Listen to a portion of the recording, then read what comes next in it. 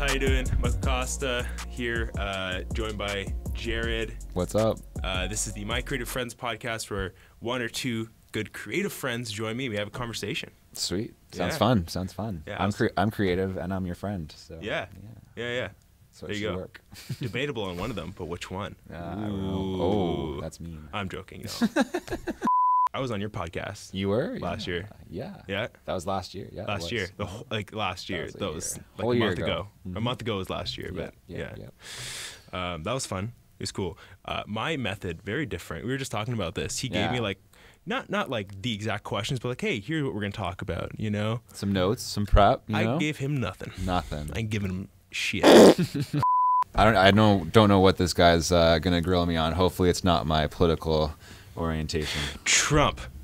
Walls. Great president or the great? We could go on your origin story if you wanted to. You've done that a few times, but it's always fun. Go ahead. Give me. Sure. Give me it. Yeah, I'll give you guys the quick origin story of how I started my business because it's a fun story. Basically, I was not doing any serious creative stuff. At least I wasn't making money on that at the time. And I was actually bartending, and I was on my way to work on my longboard and fell off my board, broke my collarbone.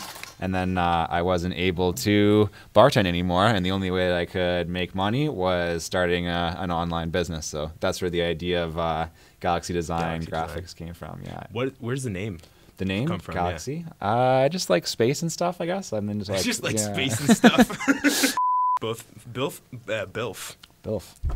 Add that to the dictionary. Both are movie fans. Yeah. We both love movies. Oh, I feel for like sure. we watch different things for sure. You're a big horror guy, right? True. That's definitely true. That's only recent for me with my girlfriend. Nice. Nice. Just getting you into the good horror movies. Getting into it, yeah, for sure. Sweet.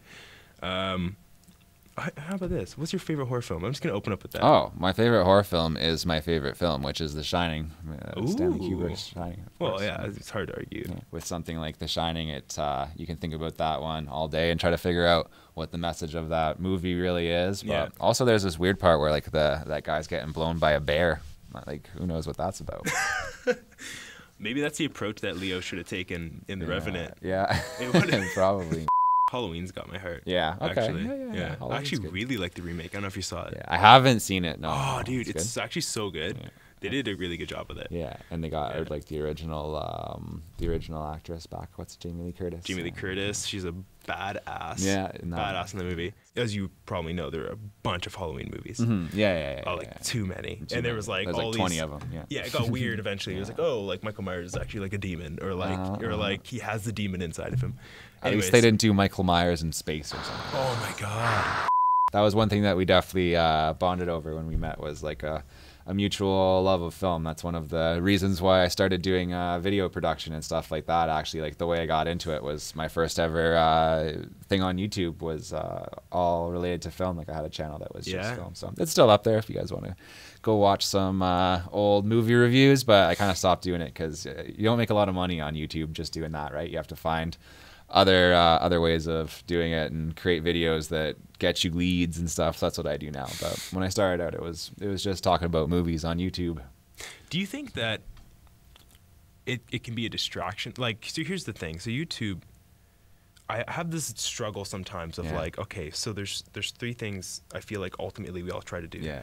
One is, like maybe somehow tie it back to some sort of monetary thing, for right? Sure. Like, if you're spending so much time. Sure.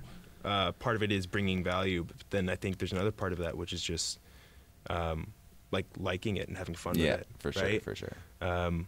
Or even just creatively pushing yourself. Yeah. Right? And so I feel like for me, and I actually have a video coming out on this, it's like I struggle so much with that, and I find that like I'll try my hardest to push off of like what's been more successful for me or for other people sometimes, and then I'm just like hating being at the editing station and working on that. It's like because I don't care. You know what I mean? Like tips and tricks are cool, but I don't really care to do tips and tricks. You know what I mean? Yeah. I'm in a bit of two minds about it, because if I was just doing YouTube for money, I wouldn't be doing YouTube at all, because you don't make much money. But yeah, what I'm doing now, I think I do enjoy the videos that I'm making now, and I enjoy doing interviews with people, and just keeping myself like focused on the business side and all of that, and actually using my videos as, like I was saying, like a lead generation strategy, or just letting people know about like services that I provide, or just giving people like an idea of like who I am as a person and stuff like that. You can use YouTube for all of that, but just because of the sheer amount of work, as much as I do love doing the movie reviews, I just like I can't really commit the time to it, unfortunately. Luckily, there are a lot of other white guys on YouTube in their 20s that talk about movies, so I think you guys will be okay. Yeah. So graphics. Yeah, let's talk about graphics. Let's talk graphics. In case you don't know, in case you weren't paying attention for the first 5 to 10 minutes of this before we went into movies. Yeah. Graphics. Yeah. Galaxy design. Yes. Right. Yeah. So I hear you. So you got hurt, and then you started doing this, right? Yeah. But like, why graphics specifically? Was there a moment where you did something for fun or shits, and you're like, oh, this is a lot of fun, or like, how did that happen? So graphic design I was into for a super long time, ever since I was a little kid. Actually, I started doing graphic design when I was probably like 11 or 12, and it was when I was playing a lot of Counter-Strike, and I was serious about it, man. Like some of the people I played with were like part of Cal, like Cyber Athletic League and stuff like that. I never did that stuff, but like people that I played with did, and we had like a clan and all of that. So the way I got into graphic design at the very beginning is for the clan. All of the logo I did, any like promotional stuff that we needed to promote the clan. I designed the website, I designed the forums, and I like put all of the assets together for that. Wow. So that's kind of that's where I got the start on graphic design. So I was doing it that long, and it was a skill that I had just when the injury did happen, that I was like, okay, what do I actually have to fall back on? And I was doing like the odd graphic design project here and there, but not making it like a full-time thing, and not something where I could like quit my job, right? So then I decided like, okay, I have this skill in graphic design. I had a little bit of skill in video production, but at the time I couldn't really sell it. I wasn't good enough. And is video production part of your portfolio now? Yeah. So really what the graphic design thing is kind of like the basis. A lot of my business is still graphic design, but I'm retooling it in a lot of ways, actually. This year I'm going to be relaunching my website and changing the name. Galaxy Design Graphics is going to become Galaxy Creative, and then we're going to do the 3-tier graphic design, photography, and videography, a little bit of web development stuff as well. But really sticking with like those 3 things. You know, I don't want to overwhelm people by doing like too much that people don't even know what I do anymore, but I do love photography and video production as much as I love doing graphics, so it's fun. And the other thing is, with one of the other reasons why I've sort of pivoted to doing more video is people probably know that there's a lot of options when it comes to graphic design, and it's something that's super easy to outsource, right? Like if you need a logo design done, like let's say even you in particular, you probably have a pretty nice logo. Do you? Do you have a nice logo? It's okay. It's an okay logo. Yeah. We'll talk. You're trying to sell me on the show. So how long has it been now? Since I started the business? Yeah. The better part of like 3 years, I guess. Okay. And it's been full time for that long? Yeah, it has been, man. Yeah. Every once in a while, I'll still go slang a couple drinks on an odd weekend, but that's just for fun now. This is my full-time gig, man. I do the business all the time. That's such a like come up story, like. You hear it all the time. Yeah, I was started as a bartender, and then I said, screw it, I'm going to go full-time and do that. Yeah. It is kind of the dream, I got to say. It's pretty fun. That's pretty sweet. Yeah. Bartending's fun, too. But yeah. Can't do it forever. You get any transferable skill at all. Yeah, for sure, man. Well, the bartending, you do learn a lot. Like, you're able to talk to people, deal with changing priorities, you know? If you're making vodka sodas and someone orders a friggin', old fashioned, yeah, you're going to make that, like, first and serve it well, and then you can go back to your stupid vodka sodas. So what was your least favorite drink to make? Oh, what would people drive me nuts with? Like Caesars would be pretty annoying. It's just like takes a lot of time, and I just don't really like. I don't like Caesars. I don't like looking at them. I don't like smelling them. Yeah. Like, why are you guys drinking this? Like, my girlfriend loves them, and I just don't get it. No, I don't. really I don't. don't like Caesars. I like a lot of those like old fashions, Manhattans, like whiskey based cocktails, whiskey sours. Even I'm into. Yeah. I didn't think we were going to talk about cocktails today, but that's fun. You never know. You never know on the Costa show what you're going to talk about. As I prefaced on the first episode, we talk about creativity, nice, life, nice. and wherever the flow takes us. Nice. I like that. Yeah. I like that. So very cool. Very nice. cool. Yeah. I don't know if it was so cool when I said it. Yeah. With the flow takes us. 2020's here. Yeah. So, with you taking YouTube pretty seriously last year, anything big, anything really new?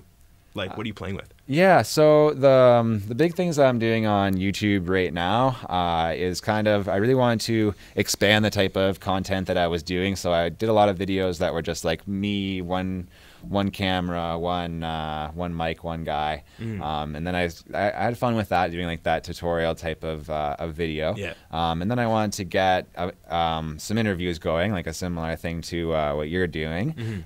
So I've been doing more of the interviews, and I was doing them in like a studio space a lot, but then I just kind of got bored, and I was like, all right, let me just like go and shoot in public. So been doing a lot of that, like going and shooting on site, going in public, letting people walk around behind me and like stand there and stare at the camera, and really like just, you know, getting a more exciting video and more dynamic and that type of stuff. So that's what I'm working on right now. I'm doing some interviews, interviewing a bunch of my clients actually, which is really good. Yeah, it's a good thing to do. I know Jamie. Okay, so let me start this all over. Yeah. There are some people who like to utilize YouTube. Obviously, for one, there's the, you know, you're putting out content, getting your name out, but also they use it as like an example for clients. Yeah, portfolio. Right? So yeah, for sure. Do you ever look at it that way? Absolutely. Yeah, for sure. It's some of the videos that I've done that are on my channel that have like a higher production value. You can definitely send those to people as like portfolio pieces or examples of the work that you do. I mean, it's huge if you're coming out and saying that you're like a video producer and you make stuff for YouTube and you don't have a channel that's active. Like, you have to have a channel. You got to be releasing like weekly videos, or else people just aren't really gonna like take you seriously, right? They're like, this guy's not really working. And also, like, it does happen as much as you can kind of work on like the theory and everything and learn every different new friggin' camera that's out. Unless you're like constant, I find like it's very much the case for me, unless I'm constantly shooting like at least one shoot a week, I start to lose some skills, and that's very frustrating. So I want to like keep them sharp and always be developing, right? And not just like staying at the level where I'm at, but always advancing. Like, I do like that, where I look at my old videos and I'm like, oh, these aren't great. But at the time I was like, these are so good. These are excellent. And I'm sure that like stuff that I'm making, like a video that I'm going to shoot tomorrow, I'm going to think it looks great, and then I'm going to look at it a year later and be like, oh, I could have lit this better. I could have done that better. I could have done this. But it's all a work in progress, like as long as you're improving. But yeah, a good way to do that is like keeping the flow and keeping the work. Do videos, lots of them. So how has YouTube been for you in a brand awareness point of view? It's huge, man.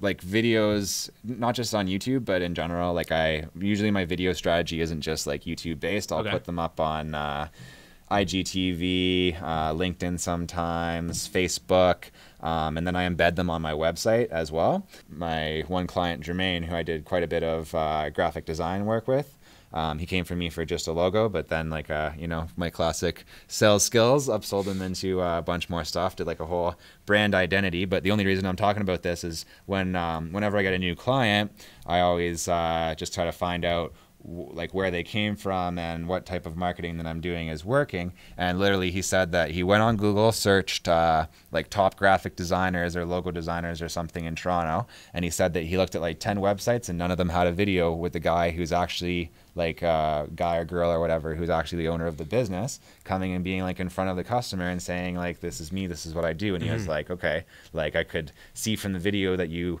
were like, you know, a real person, that you knew what you're talking about, that you have the skills that you say to have, that you can like talk, you know, you can talk shop about Photoshop and Illustrator and everything like that. And he was like, yeah, that's what sold me, man, was just like seeing that. So I think in terms of like putting yourself out there and making people aware of you and your brand, like video is really the way to do that. And there's tons of stats that you can go look up too, that like how search engines will prioritize your website if it has video, or that people are way more likely to stay on your website if it has video. Yep. People are lazy, man. Like, they don't want to read. Like, I get that. I'm lazy too. Like, I'm not saying you guys are all lazy. I'm lazy too. I don't like to read. I'd rather watch a video. Is video, you think, the most effective form of content for you that you produce?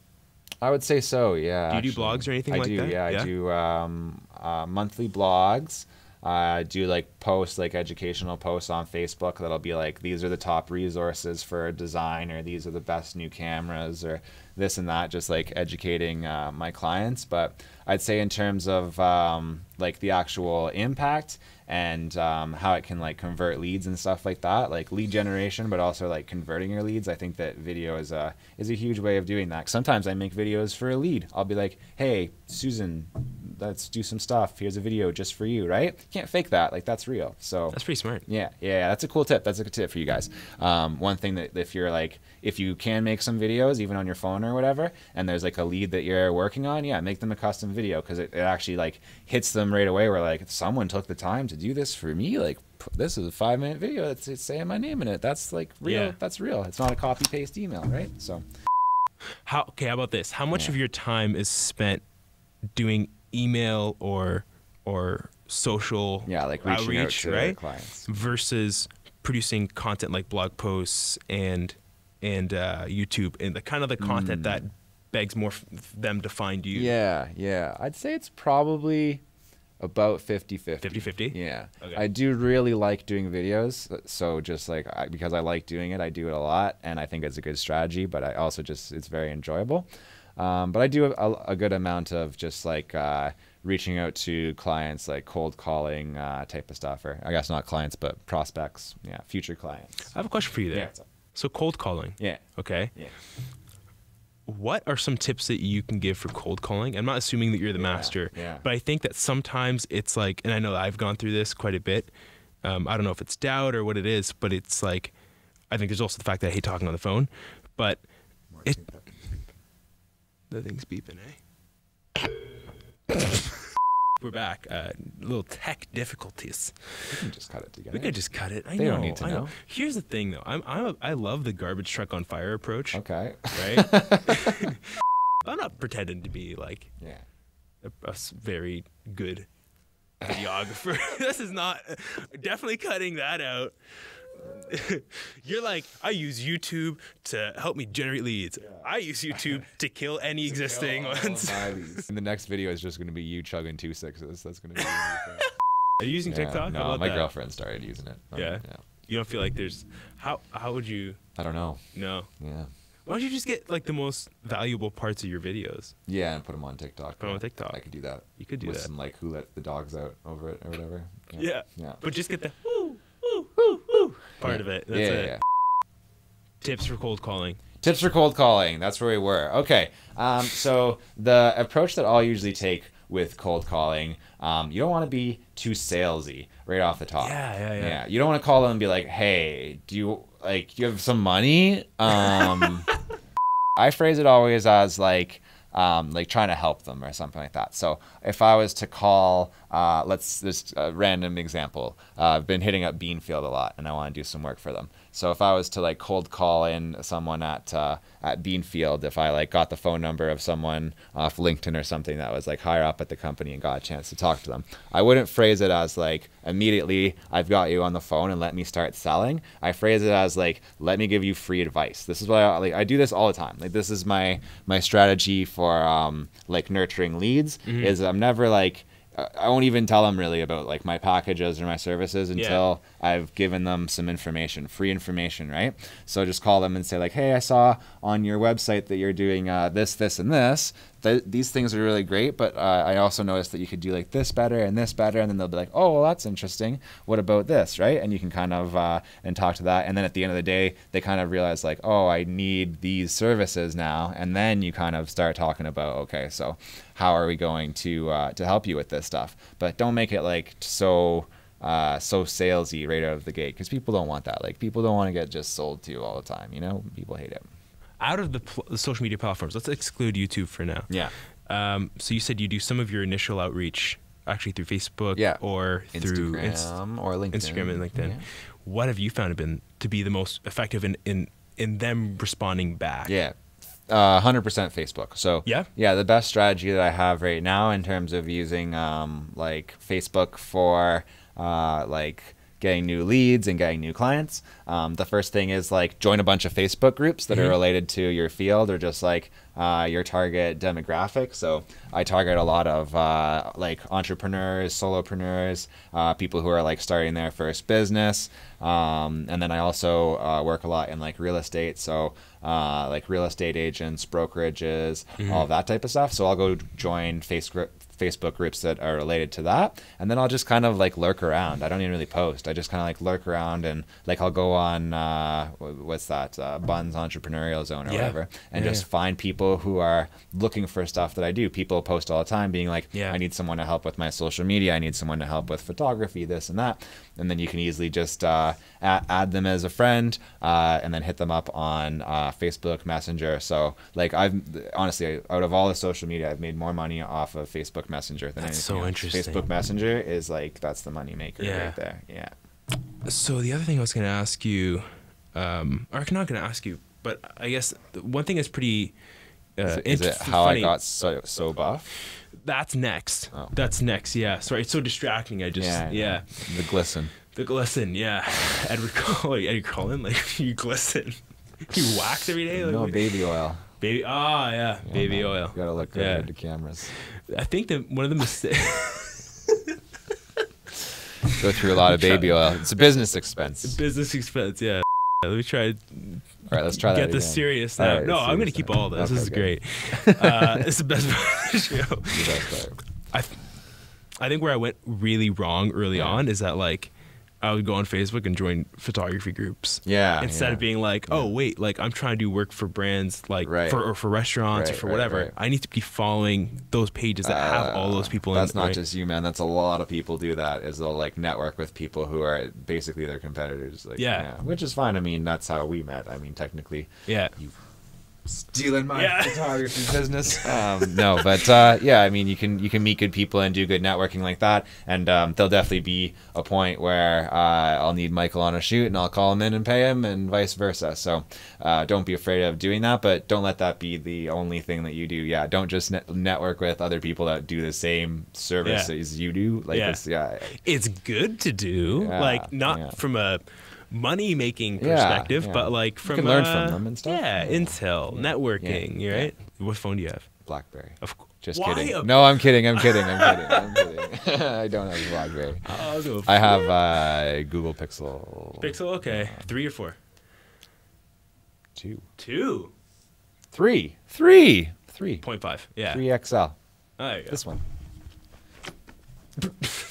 This one right here. There you go. Big. It's a big phone. That's a big one. It's like the plus model. Yeah, it's the fat one. Takes really good pictures. I would love it if that was like the terminology. Yeah, call it the fat. The iPhone fat. iPhone fat with a PH. May work. There you go.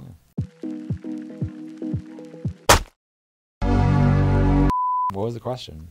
Well, I was hoping that throughout this whole candor, it would come back. Did right? it? It didn't. No. So we're gonna go into something else. If someone is starting a business, they want graphics done, like a logo, or maybe some social. Do you do social media images often? Yeah, like stuff like that. Post for Instagram. What do they need to bring to you in order for it to be an effective first? Oh, damn, that's such a good question. That's a good question. Hey, Michael Costa, photographer, nominated for the Streamies, guys. Oh my God, nominate this guy. Don't.